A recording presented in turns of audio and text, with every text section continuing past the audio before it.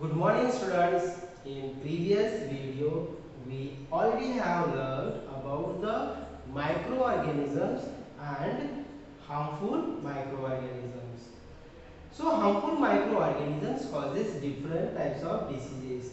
But how we can protect our body to prevent our body from different types of diseases?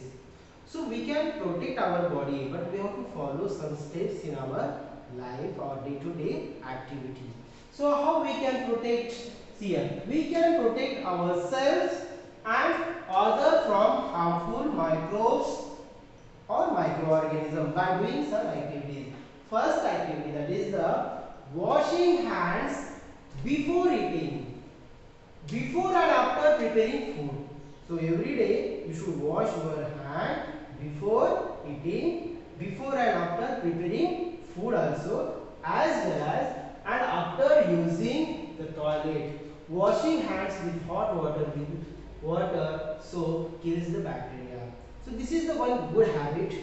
Okay, by this activity you can kill the bacteria which are present on your hands.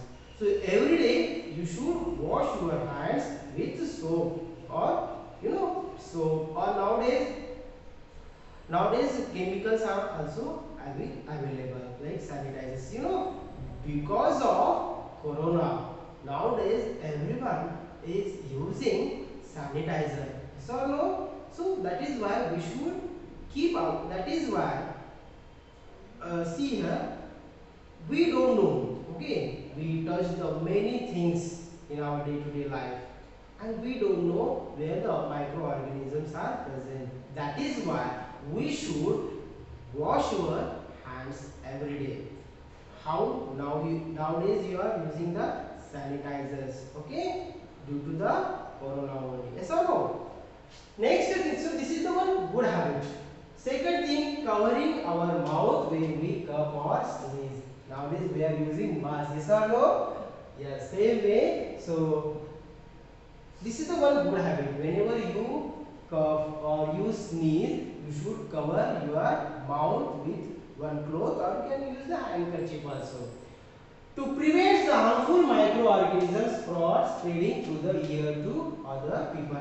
What happens if, suppose if the infected person is there, if that person sneezes, so thousands of microorganisms come out of his mouth in that drop or in that drops. So which whenever someone sneezes, suddenly drops comes out, and in that drop thousands of microorganisms are present which spread the disease from one person to another person. So best way, we should cover our mouth. Okay, staying away from the other people when sick with an infectious disease prevent the disease from the spreading. So you should keep the distance if the person is infected with different disease. So you should have the proper distance, that is a social distance. Yes, nowadays we are listening this word more, social, keep social distance, social distance. Social distance means we have to keep some distance.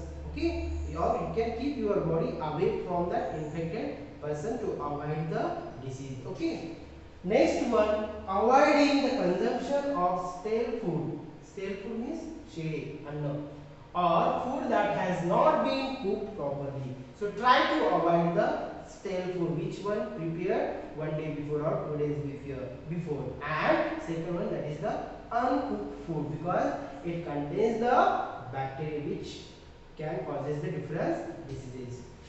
Now next one, the helpful microbes.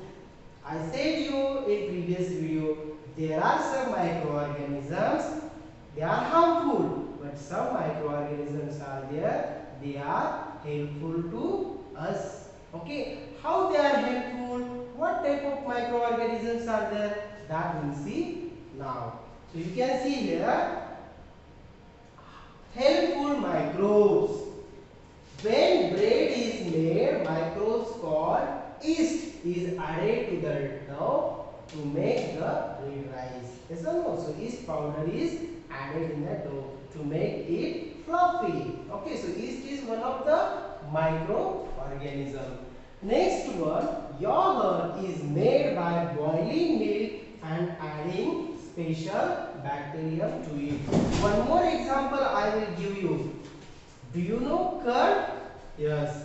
Every day we make curd at home. So in that, while making the curd, we require the milk, yes or no? And we add some amount of curd. So that in that curd, bacteria is present, okay? And that bacteria convert the milk into the curd. Okay, students. So that bacteria is also very important for us. Next one, inside a pill of dead leaves are millions of tiny bacteria which feed on the leaves and break them down into the nutrients. The nutrients go back into the soil where they can be used by plants. One more example I will give you about the useful microorganisms. There are some microorganisms which are very important for us. For example, some bacteria, okay, are used. Some bacteria and fungi are useful to make the antibiotics also, or vaccines also. You know, antibiotics which fight against the chemical substance which fight against the diseases. So these are the antibiotics. Some bacteria are there which are very useful to make the medicines also. Okay.